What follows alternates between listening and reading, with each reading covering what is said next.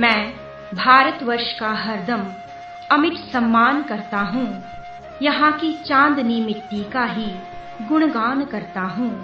मुझे चिंता नहीं स्वर्ग जाकर मोक्ष पाने की, तिरंगा हो कफन मेरा, बस यही अरमान करता हूँ।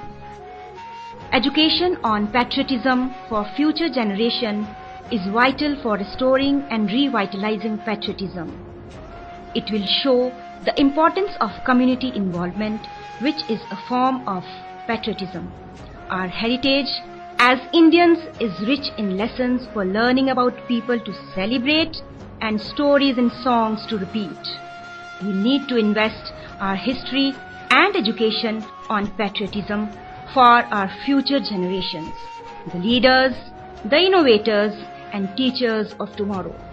In this regard, the Directorate of School Education Jammu has taken initiatives to infuse patriotism among students by way of holding interactions between students and families of martyrs and gallantry award winners.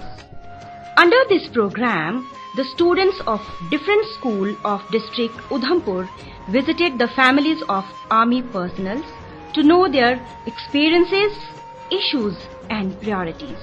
Let's have a look. इसी श्रृंखला में आइए सबसे पहले मिलते हैं honorary captain सेवा सिंह जी से, जिन्होंने 1966 के ऑपरेशन ग्लेशियर में शौर्य चक्र प्राप्त किया है। आइए उनकी गर्व गाथा से बच्चों को रूबरू कराएं।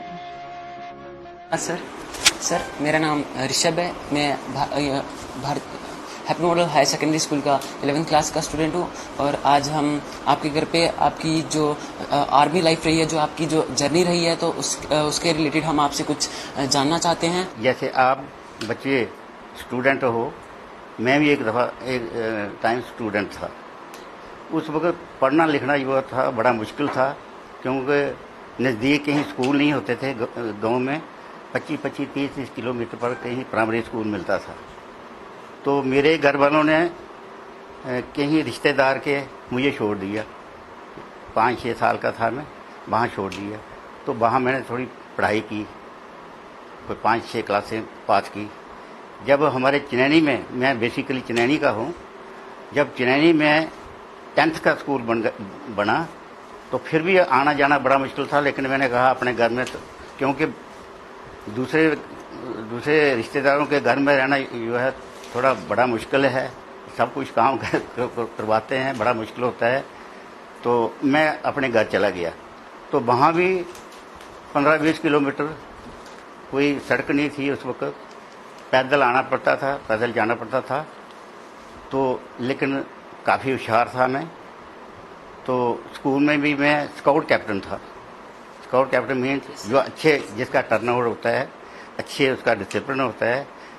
बाद में मैंने आर्मी ज्वाइन कर दी, यानी 1958 में मैं आर्मी में भर्ती हो गया। वहाँ भर्ती हो गया तो पहले रिक्रूटी किए। रिक्रूटी जब ट्रेनिंग करते हैं तो उसको रिक्रूट बोलते हैं। जब तक उसकी ट्रेनिंग पास नहीं होती तो उसको रिक्रूट बोलते हैं। उसके बाद साल एक रिक्रूटी किया, उसके बाद सिपाही बन गए। फिर मैं जैक राइफल में पोस्ट हो गया। जैक राइफल में मैंने सर्विस किया और सर्विस के दौरान काफ़ी, आपको पता है, बड़ा मुश्किल होता है आर्मी की सर्विस। हम उधमपुर के सिटीजन्स हैं और हमें बहुत खुशी होती है कि मतलब बहुत प्राउड फील होता है कि उधमपुर का ही कोई सिटीजन है, शौर्य चक्र जिसको प्राप्त हुआ है। तो मैं जानना चाहूँगी कि आपको मतलब आपको कैसा ऑपरेशन था, आपने क्या काम किया था और आपकी क्या एज थी जब आपको ये शौर्य चक्र प्राप्त हुआ? उस वक्त तकरीबन मेरी 24-25 साल उम्र थी और ये हादसा जब हुआ, ये ग्लेशियर क्रैवर्स हादसा था। मतलब ग्लेशियर ट्रेनिंग चलती है, उसमें ये 30 अगस्त 1966 को ये हादसा हुआ था। तो उसमें मैं, ये क्रैवर्स ट्रेनिंग चल रही थी, उसमें हमारी एक क्लास पूरी अफसर की क्रैवर्स में गिर गई।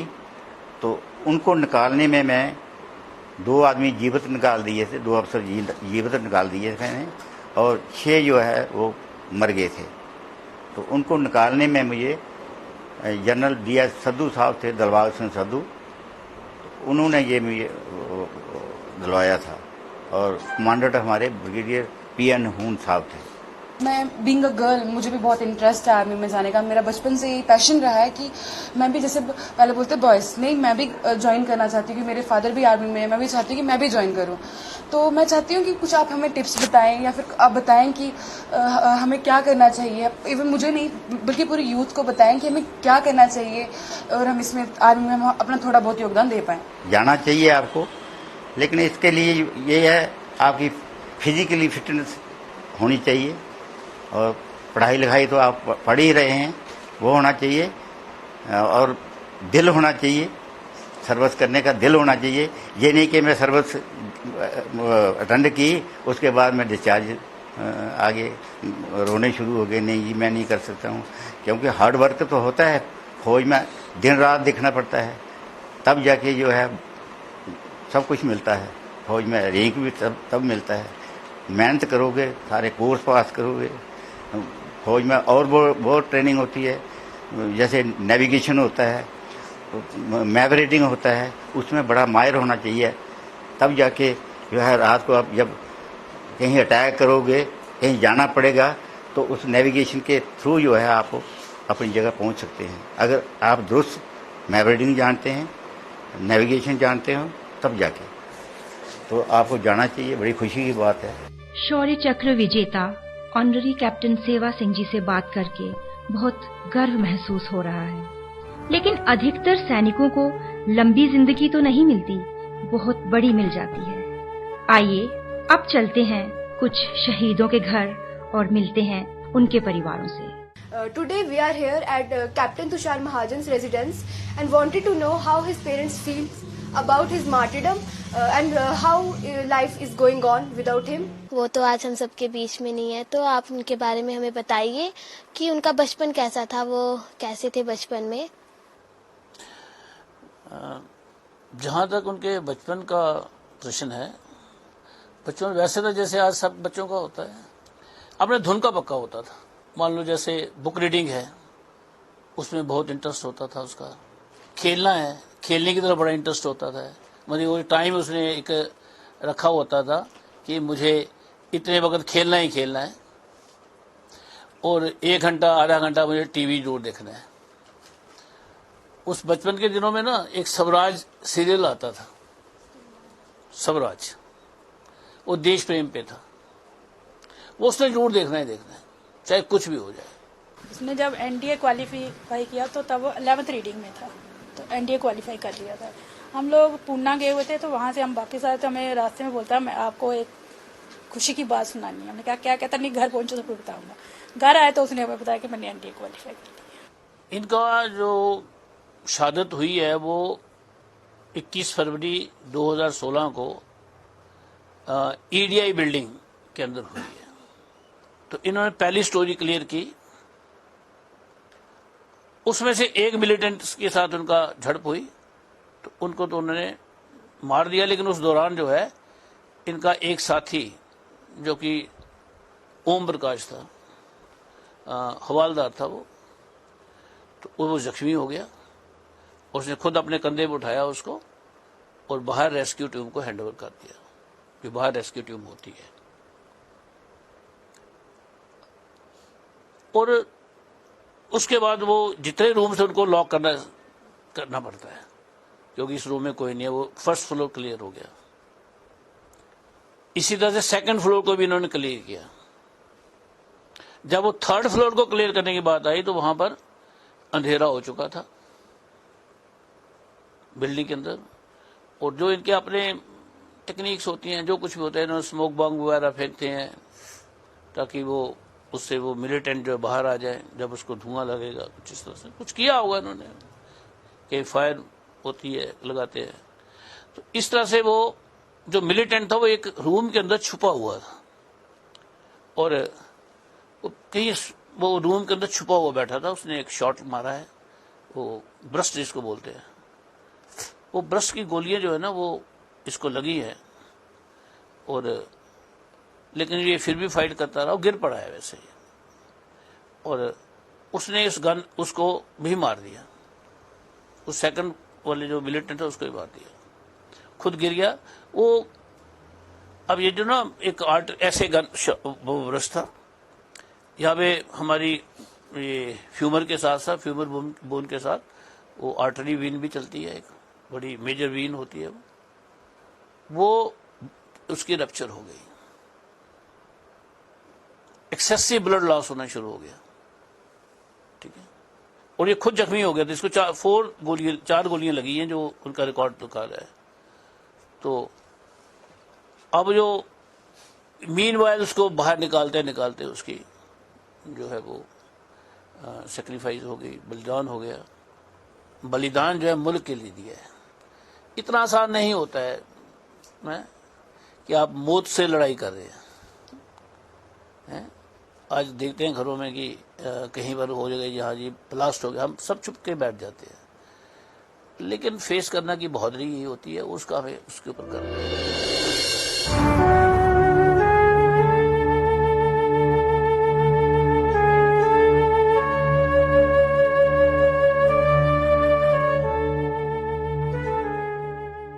आज हम उधमपुर के तिलक नगर में आए हैं और ये नगर लेट नायक तिलक राज जी के नाम से ही जाना जाता है, जिनकी शहादत 2000 ऑपरेशन रक्षक में हुई थी। इनकी ऑपरेशन रक्षक 2000 में मेरा मतलब छोटा सा बच्चा था, ये मतलब उन्हीं दिनों में पैदा हुआ था, मतलब उस टाइम की छुट्टी आए हुए थे, तो ये कोई 1-1.5 महीने का था। तो ये मतलब उस टाइम पे गए थे, हमने वो जो हमारे करते हैं सुथरा वो करके गए थे। तो उसके बाद मतलब यही बोल के गए थे कि बच्चों का ध्यान रखना। उधर थोड़ी मतलब वो चल रही थी ना, वो ऑपरेशन चल रहा था, बहुत मारकाट हुई थी, मतलब उधर से मैसेज भी आते थे कि अब आज ये हो गया, वो हो गया, कि थोड़ा बच्चों का ध्यान श्यान रखना। मतलब हमारा कोई भरोसा नहीं होता है, मतलब कि कब आए, मतलब आना नहीं आना। तो मतलब ऐसे ही मतलब अपने मतलब हिसाब से जो करते हैं, मतलब बच्चे को उन्होंने मतलब देखा ही था खाली, तो मतलब उन्हीं दिनों में पैदा हुआ था ये, मतलब छुट्टी टाइम उस टाइम आए थे ये छुट्टी। तो वो छुट्टी काट के गए थे और जाके कोई मतलब 15-20 दिन हुए थे उनको गए हुए। तो उधर पता नहीं वो पेट्रोलिंग कर रहे थे, कोई मतलब पेट्रोलिंग करते हैं ना मतलब शाम को, मतलब तो वो माइंड से बिछे हुए थे। तो पेट्रोलिंग करते दूसरे लड़के का जो पाँव था ना वो उसके ऊपर आ गया। तो मतलब पेट्रोलिंग तो इन्होंने सोचा चलो मतलब थोड़े जोश वाले थे ना, थोड़े मतलब बहादुरी मतलब दिखाने वाले, तो वो लड़का बेचारा डर गया, मतलब पेट्रोल भी तो सब बोलते कि अब इसको कैसे उठाएंगे। तो इन्होंने अपनी जुकत लगाई कि मैं इसको जोर से खींचता हूँ, तो खींचने के बाद मैं इसको उठा लूँगा। तो इन्होंने उसको मतलब खींच के उठाया नीचे वो, फिर इनको मतलब पीछे से इनको सबको चोट लग गई, तो वो ऑन स्पॉट इनकी डेथ हो गई। उस टाइम तो कुछ समझ नहीं आ रहा था कि क्या हो गया है, कि घर में कि क्या चल रहा है, मम्मी सब घर में इकट्ठे हो गए हैं, मम्मी ऐसे रो रही है। उस टाइम नहीं पता लगता था, बट जैसे जैसे आहिस्ता आहिस्ता बड़े हुए तो फील होता था।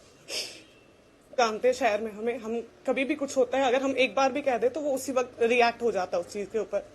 या कहीं हम जाते हैं तो लोग पहचानते हैं कि नहीं ये तिलक राज जी की बेटी है, या ये तिलक राज जी की फैमिली है। फादर के बिना अपना पूरी लाइफ को बिताना बहुत मुश्किल है। हर मोड़ पे आपको चाहिए कि नहीं आपके पापा आपके साथ होने चाहिए। और एज अ बेटी तो आपको पता ही है कि आप भी समझ सकते हैं कि बेटी के लिए पापा क्या है। तो फैमिली में फादर जो है वो एक पिलर की तरह है, और वो पिलर अगर ना हो तो बहुत सारी डिफिकल्टीज आती हैं। तो वैसे ही बहुत सारी डिफिकल्टीज आई, बट फिर भी हमें करना पड़ा। जो पापा ने किया है हम बहुत प्राउड है उस चीज को लेके कि जो उन्होंने देश के लिए किया है। तो इस चीज को थोड़ा सा वो रख के हम लोग जो कमियां हैं उनको थोड़ा निग्लेक्ट करते हैं, but we are very proud. हमेशा सोचा कि मैं आर्मी ज्वाइन करूं, बिकॉज आर्मी में जाना हमारे सबके लिए बहुत प्राउड की मूवमेंट होगी कि अगर हम आर्मी में जाके ज्वाइन करें। जो पापा ने किया हम भी वैसा ही कुछ करके दिखाएं। आज हम government ML higher secondary school के छात्र लास्ट नायक रजनीश कुमार जी के घर में आए हुए हैं, जिनका देहांत ऑपरेशन रक्षक के दौरान 16 दिसंबर 2005 को हुआ था। आज हम उनके परिवार से उनके बारे में कुछ पूछेंगे।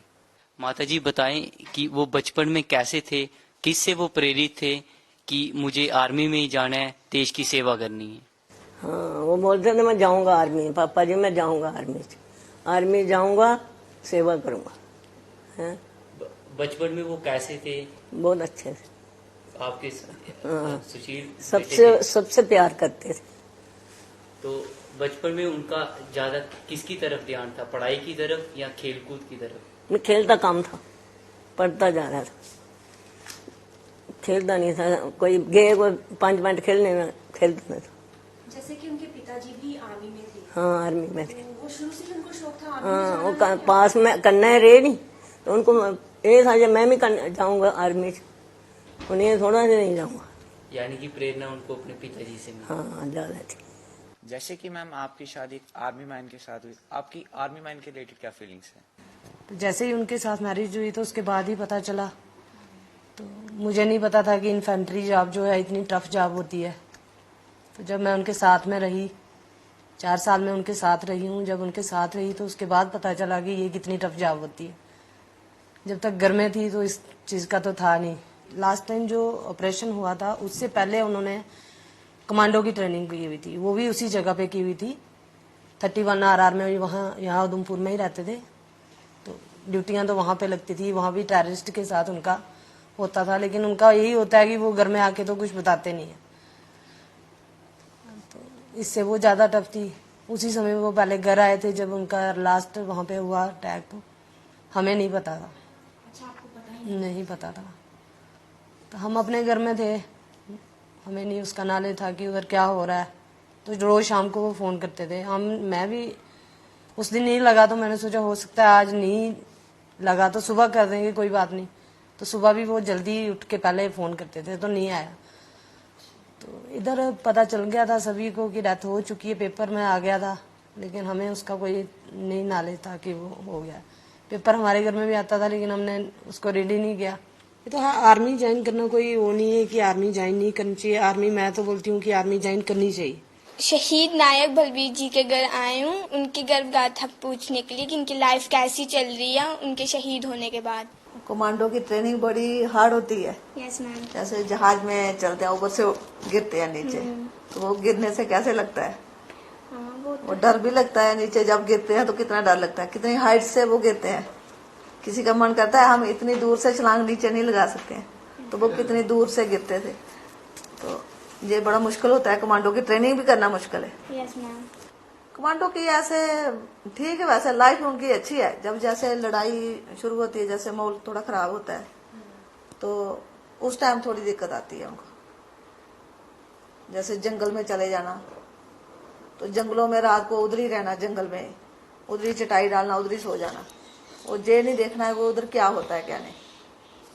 तो कमांडो की ऐसे लाइफ है, जहां भी उनको रात बीते वहां वो कट जाएंगे। वो रात को जंगल में सो जाएंगे, पानी आएगा पानी में सो जाएंगे, ये नहीं आएंगे साफ जगह पे। तो ऐसे वो अगर माहौल खराब नहीं होगा तो वो बैठे रहेंगे। ये तो पहले दिन के 4 बजे गए, जंगल में थे। इनको पता चल गया कि आतंकी है उधर, तो ये उधर ही थे। 40 टीम होती, 40 बंदे होते हैं जी कमांडो के, तो ये उधर ही थे। पूरी रात भी उधर जंगल में रहे। सुबह 7 बजे वो मिल गए, उन्होंने भी फायरिंग शुरू कर दी, इन्होंने भी कर दी। तो इन्होंने क्या किया, जब उन्होंने ग्रेनेड फेंका तो वो 3 खत्म हो गए कमांडो वाले। इनको गोलियां लगी थी 2, अकेले रह गए। फिर भी ये फायरिंग करते रहे आधा घंटा। उसके बाद आतंकी कोई साइड पे होगा, उसने इधर से मार दी। 3 गोलियां उनको छाती पे लगी थी, मगर इन्होंने 3 मार दी।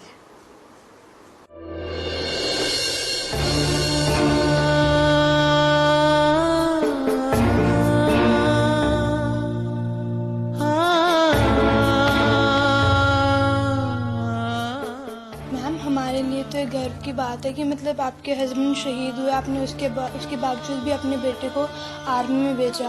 क्या आपको उसमें अपने हस्बैंड की झलक दिखाई देती है? हाँ जी, दिखाई देती है, पूरा उनकी तरह लगता है। और देखो बड़ी मुश्किल है, मैंने बड़ी मुश्किल से भेजा। कई दिन मैंने खाना नहीं खाया था। फिर वो उधर से फोन करता था, मैं अच्छा हूँ, ये है वो ऐसा। वो इतनी बात बताता है मेरे को। सुबह जो पूरी दिन सुबह की पूरी ट्रेनिंग होती है, शाम को पूरा मेरे को बताता है।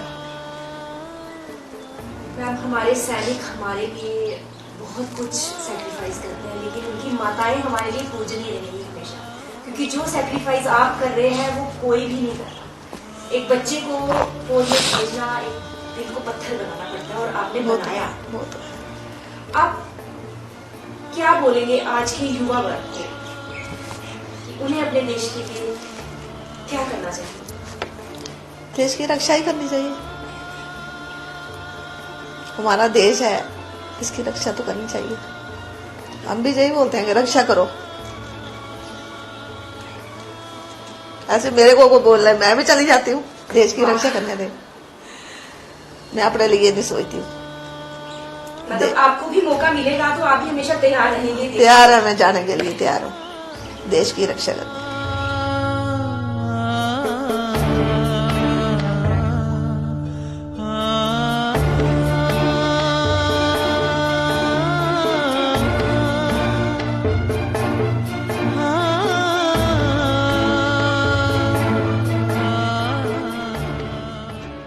तारीख की नजरों ने वह दौर भी देखे हैं, लम्हों ने खता की थी, सदियों ने सजा पाई। The 54 are the soldiers and officers of Indian Armed Forces who have been given status of missing in action or killed in action in 1971 Indo-Pak War by government. But they are believed to be alive and imprisoned in various Pakistani jails. They are prisoners of war. इन परिवारों में एक परिवार है lance हवलदार कृष्णलाल शर्मा जी का। आइए उनसे बातचीत करते हैं। मैंने बड़ी मुश्किल से 6 महीने काटे हैं उनके साथ। तो पहले ऐसे ही, पहले शर्म भी बहुत होती थी, मतलब किसी से खुलकर बात भी नहीं कर सकता था। पहले इतनी होता ही नहीं था, इतने सोरस भी नहीं थे। अब तो आदमी वाले बड़े करते हैं, पहले नहीं था। 167 रुपये मुझे पेंशन मिलती थी, तो उससे फिर मैंने अपनी नौकरी कर ली। पहले कहाँ पूछते थे, पहले कहाँ पूछते, किसी ने कुछ नहीं पूछा, कोई मदद नहीं। हमने बाप खोया, देखा भी नहीं है प्यार क्या होता है क्या नहीं। अभी तक फील होते हैं, अभी तक मैं बाहर देखती रहती हूँ कि आज भी आ जाए। कसम करके कह रही हूँ, मैं जब छोटी थी ना तब से लेके आज तक मैं बाहर देखती रहती हूँ। ये वही समझ सकता है जिसको बाप का प्यार नहीं मिला।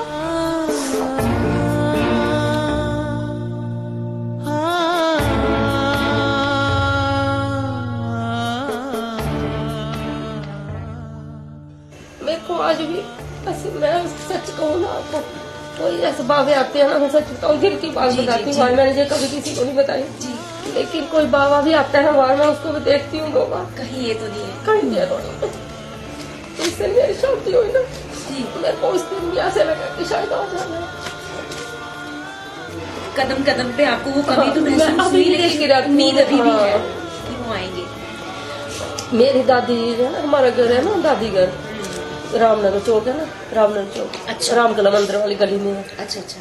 तो मेरी दादी की, मैं अपनी दादी की स्टोरी बताती हूँ आपको। वो बेचारी तो ऐसे बैठी रहती थी, हमारी ड्योडियाँ, उधर ड्योडियाँ वाला है ना, इधर गेट सिस्टम है, उधर ड्योडियाँ है।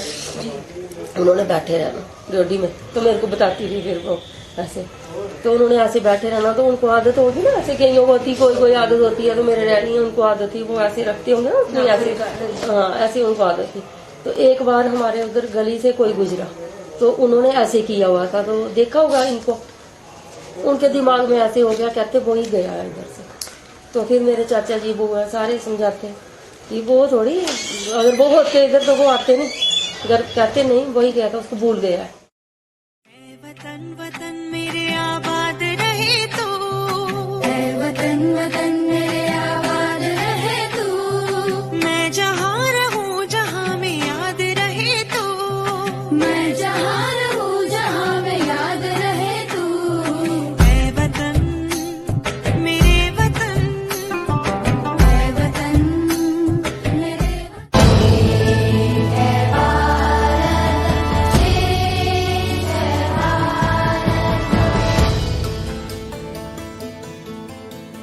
एक भारत श्रेष्ठ भारत। उत्तरं यत् समुद्रस्य हिमाद्रेश्चैव दक्षिणं वर्षम तद भारतम नाम भारती यत्र संतति. This shloka is taken from the Vishnu Puranam, meaning India is the land which lies to the south of the Himalayas, to the north of the ocean, and the people who live here are called Indians. एक भारत श्रेष्ठ भारत भारत सरकार द्वारा प्रारंभ की जाने वाली एक नई पहल है, जिसकी घोषणा प्रधानमंत्री श्री नरेंद्र मोदी जी ने सरदार पटेल जी की 140वीं वर्षगांठ के अवसर पर की. भारत विश्व में अपनी एकता, शांति और सद्भाव के लिए जाना जाता है. अतः ये पहल सरकार द्वारा किया गया वो प्रयास है जिससे पूरे देश में लोगों को एक दूसरे से जोड़कर एकता, शांति और सद्भावना को बढ़ावा दिया जा सकेगा. इसके अंतर्गत 2 राज्यों को जोड़कर आपसी सांस्कृतिक मेलजोल होगा और आपसी प्रेम भाव को बढ़ावा दिया जाएगा. जम्मू और कश्मीर का साथी राज्य है तमिलनाडु. 2 विभिन्न स्थल, एक उत्तर और एक दक्षिण, परंतु एक हृदय भारत, एक धड़कन भारतीयता. और भारतीयता तभी जीवित है जब उत्तर और दक्षिण एक है. तो आइए हम अपने दक्षिण के राज्य तमिलनाडु को जाने और पहचाने तथा भारतीयता के संकल्प को पूर्ण करें. तमिलनाडु का शाब्दिक अर्थ तमिलों की भूमि से है और इसे पहले मद्रास राज्य कहा जाता था और भारत का सबसे दक्षिणी राज्य है. चेन्नई उस राज्य की राजधानी है जिसे पहले मद्रास के नाम से जाना जाता था. तमिलनाडु दक्षिण भारत में आता है और इसकी सीमा पर पुडुचेरी केंद्र शासित प्रदेश है. राज्य पूर्व में बंगाल की खाड़ी, दक्षिण में हिंद महासागर से घिरा हुआ है और क्रमशः पश्चिम, उत्तर पश्चिम और उत्तर में केरल, कर्नाटक और आंध्र प्रदेश के राज्य. तमिलनाडु का सबसे दक्षिणी छोर केप कोमोरिन या कन्याकुमारी है और लंबा पूर्वी तट बंगाल की खाड़ी से घिरा हुआ है. तमिलनाडु का इतिहास. तमिलनाडु का प्राचीन इतिहास लगभग 6000 साल पुराना है. 4 प्राचीन तमिल साम्राज्य चेरा, चोल, पांड्या और पल्लव थे. शुरुआती चोलों ने 1ली और 4थी शताब्दी ईस्वी के बीच शासन किया. 6ठी शताब्दी में पल्लव शासकों ने चोलों को हराया और सीलोन यानी श्रीलंका के रूप में शासन किया. सबसे महान पल्लव शासकों में महेंद्र वर्मन प्रथम और उनके पुत्र नरसिंह वर्मन थे. पल्लव शासन के दौरान द्रविड़ वास्तुकला अपने चरम पर पहुंच गई. चोलों ने फिर से 9वीं शताब्दी ईस्वी तक सत्ता हासिल की. उन्होंने गंगाई कोंडा चोलापुरम नामक एक नई राजधानी का निर्माण किया. 11वीं शताब्दी के अंत में तमिलनाडु पर चालुक्य, चोल और पांडवों जैसे कई राजवंशों का शासन था, लेकिन यह अल्पकालिक था. जब वे 1316 में उत्तर से खिलजी के आक्रमणकारियों द्वारा वश में कर लिए गए थे. मदुरई शहर पूरी तरह से नष्ट हो गया और यहाँ तोड़फोड़ शुरू की गई. मुस्लिम आक्रमण ने चोलों और पांड्य दोनों को कमजोर कर दिया और बहमनी साम्राज्य की स्थापना की. 1611 में ईस्ट इंडिया कंपनी ने तमिलनाडु में अपना व्यवसाय शुरू किया था. इस राज्य को पहली बार 1901 में मद्रास प्रेसिडेंसी द्वारा बुलाया गया था, लेकिन 1947 में पूरे मद्रास प्रांत को तमिलनाडु बना दिया गया. तमिलनाडु का तल रूप.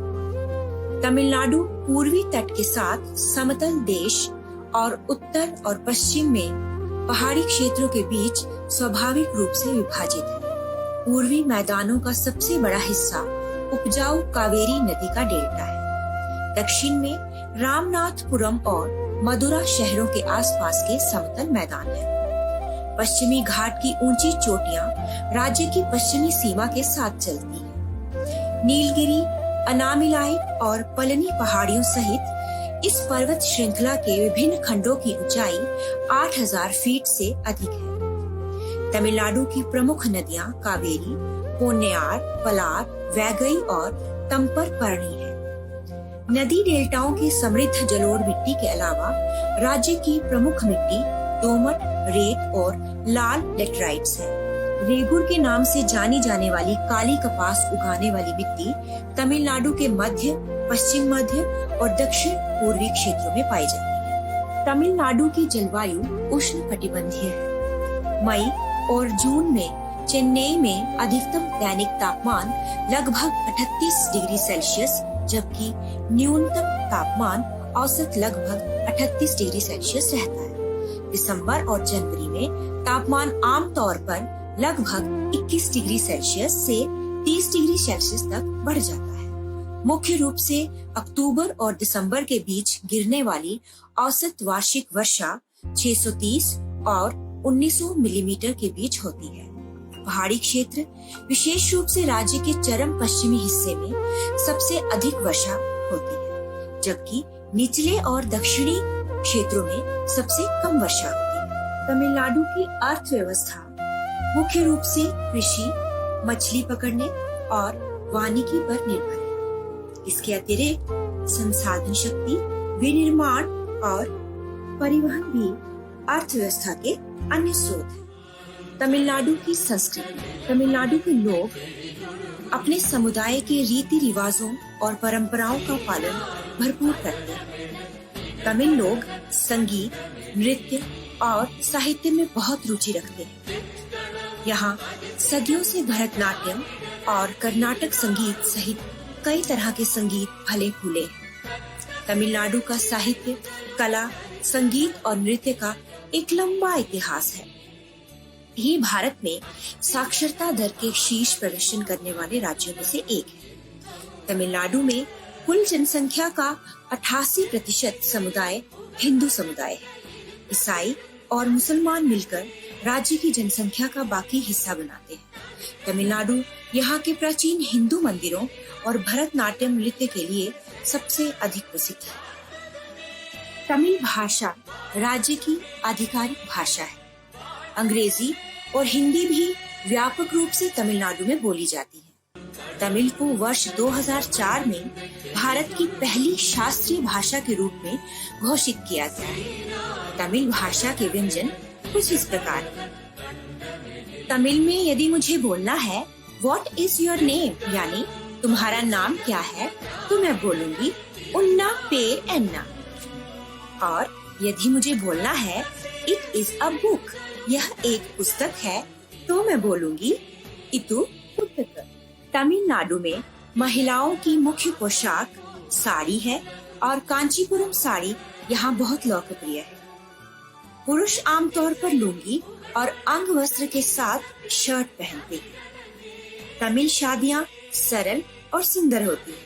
वे परंपराओं और वेदों को बहुत महत्व देते हैं। तमिल विवाह में कई कार्य जैसे कि नंदी या जानवासम और विवाह से पहले एक दिन संगीत मुख्य रूप से होता है। तमिल रीति रिवाजों में काशी यात्रा, मलाई मातराल और उंजल शामिल है। भारत के अन्य राज्यों की तरह ही तमिलनाडु भी अपने त्योहारों के लिए प्रसिद्ध है। पोंगल या मकर संक्रांति के रूप में एक बहुत ही प्रसिद्ध त्योहार मनाया जाता है, जो खेतों की कटाई के बाद मनाया जाता है। यह 4 दिवसीय त्योहार है। इस त्योहार के पहले दिन को भोगी पोंगल कहा जाता है। दूसरा महत्वपूर्ण दिन थाई पोंगल या सूर्य पोंगल के नाम से जाना जाता है। मट्टू पोंगल तीसरे दिन मनाया जाता है और यह दिन उन जानवरों को धन्यवाद देने के लिए मनाया जाता है जो हमारी मदद करते हैं। इसी दिन जल्लीकट्टू बुल फाइट का भी आयोजन किया जाता है। और चौथा दिन कन्नुम पोंगल के नाम से जाना जाता है और इस दिन पारिवारिक खुशी के लिए पूजा अर्चना की जाती है। इसी तरह से समय समय पर अन्य त्योहार जैसे पुथंडू, थीपुसम, नटंजलि नृत्य महोत्सव, महामहम महोत्सव, कार्तिकई दीपम, तिरुवल्लुवर दिवस आदि त्योहार तमिलनाडु में मनाए जाते हैं। तमिलनाडु के व्यंजन मीठे, मसालेदार, खट्टे और चटपटे स्वादों का एक आदर्श मिश्रण। चावल तमिलनाडु का मुख्य भोजन है और चावल और दाल से बना भोजन जैसे इडली, डोसा और सांभर के साथ उत्तपम को केले के पत्ते पर परोसा जाता है और दाहिने हाथ से खाया जाता है।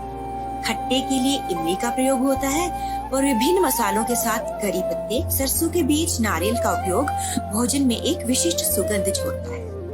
पेसम को आमतौर पर भोजन खत्म करने के लिए मिठाई के रूप में खाया जाता है और कॉफी एक लोकप्रिय कॉफी कप में परोसा जाने वाला लोकप्रिय पेय है।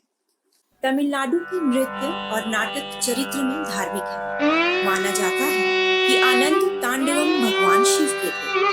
भरतनाट्यम एक शास्त्रीय नृत्य है जिसकी उत्पत्ति तमिलनाडु में हुई थी। भरतनाट्यम को भरत मुनि और प्राचीन काल में एक नृत्य माना जाता है। यह भारत में सबसे पुरानी शास्त्रीय नृत्य परंपरा हो सकती है और हिंदू धार्मिक विषयों और भक्ति की अभिव्यक्ति का कार्य करता है।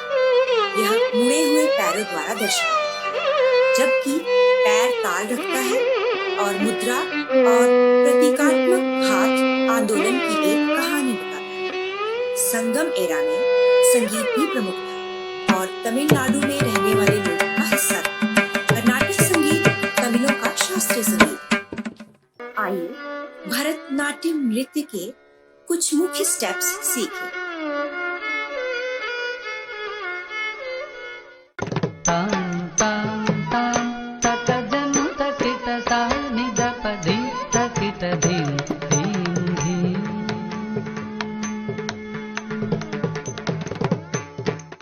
तमिलनाडु में लोक कलाओं और शिल्प कलाओं की समृद्ध परंपरा है, जिन्हें पीढ़ी दर पीढ़ी सौंप दिया गया है। राज्य नरम मलमल, महीन रेशम, विस्तृत हाथी दांत का काम और कछुए के गोले, हीरे, मोती और माणिक जैसे बहुमूल्य रत्न पैदा करता है। तमिलनाडु की प्रसिद्ध कला और शिल्प तंजौर पेंटिंग, पत्थर की नक्काशी, लकड़ी के शिल्प और मूर्तियां, पत्थर से बने गहने, संगीत उपकरण और पारंपरिक मिट्टी के बर्तन हैं। तमिलनाडु कई पहलुओं में और विशेष रूप से पर्यटन के दृष्टिकोण से एक अनूठा राज्य है। तमिलनाडु में ऊटी, कोडाईकनाल, कोठागिरी और यरकोड नामक विभिन्न हिल स्टेशन हैं। मरीना बीच चेन्नई का एक प्राकृतिक शहरी समुद्र तट है, जो भारत का सबसे लंबा समुद्र तट और दुनिया का दूसरा सबसे लंबा समुद्र तट है। यहाँ के विख्यात तीर्थ स्थल हैं मदुरई, चिदम्बरम, कांचीपुरम, कन्याकुमारी, नागौर, पलानी, रामेश्वरम, तिरुवनमलाई, श्रीरंगम, थानावुर और वेलंकन्नी। चेन्नई, गंगाईकोंडा, चोलपुरम, गिंगी, डिंडिगुल, मदुरै, ममल्लापुरम, पूमपुहर, तंजावुर, तिरुचिरापल्ली और वेल्लोर कुछ ऐसे धरोहर स्थल हैं जो आज भी इस क्षेत्र की सांस्कृतिक, सामाजिक और जातीय पृष्ठभूमि को दर्शाते हैं। तमिलनाडु की भूमि कितनी पावन होगी कि भारत की बहुत सारी प्रसिद्ध हस्तियों ने यहाँ जन्म लिया, जैसे APJ Abdul Kalam, former president of India, sir CV Raman, Nobel prize winner, Sundar Pichai, Google CEO, Viswanathan Anand, Indian chess grand master, AR Rahman, Oscar award winner, Maniratnam, film director, RK Narayanan, Indian writer, Ravichandran Ashwin, cricket player, Dinesh Karthik, cricket player, Narayan Karthikeyan, formula 1 racer, Arunachalam Muruganantham, Padman, Thiruvalluvar, author of Thirukkural, Ramanujan, mathematician, Bharathiyar, Tamil poet, Indian independence activist, Kamal Haasan, male actor, Sridevi, female actor.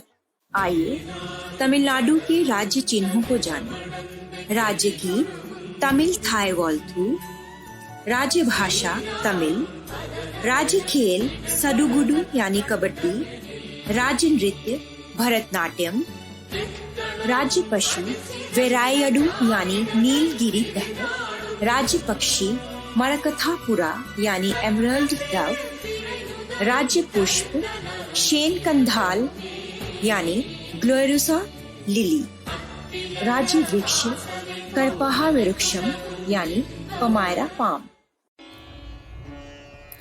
तो ये है हमारा साथी राज्य तमिलनाडु। कितना सुंदर, कितना अनुपम। केवल जम्मू व कश्मीर या तमिलनाडु ही नहीं, मेरा तो पूरा भारत ही बहुत सुंदर है। पूरब पश्चिम उत्तर दक्षिण चारों दिशाओं में महान, ये है मेरा भारत देश। सभ्यता संस्कृति परमार्थ, विभिन्नता में भी सौहार्द, ये है मेरा भारत देश। झांसी की रानी संतान, शिवाजी महाराणा सम्मान, ये है मेरा भारत देश।